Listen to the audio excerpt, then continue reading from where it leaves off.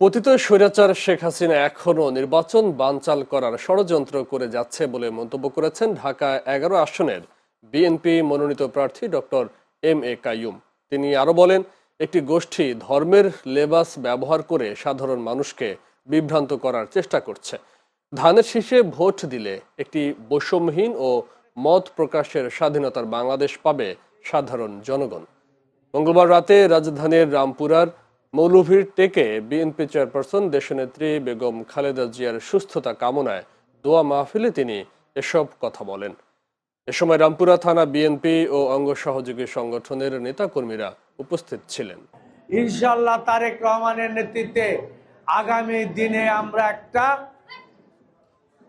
একটা কল্যাণ রাষ্ট্র, বৈষম্যহীন উন্নয়নের বাংলাদেশ ইনশাআল্লাহ তৈরি করব, যেখানে ভোটের অধিকার থাকবে, আইনের শাসন থাকবে, সকলে মত প্রকাশের স্বাধীনতা ইনশাআল্লাহ ফিরে পাবেন।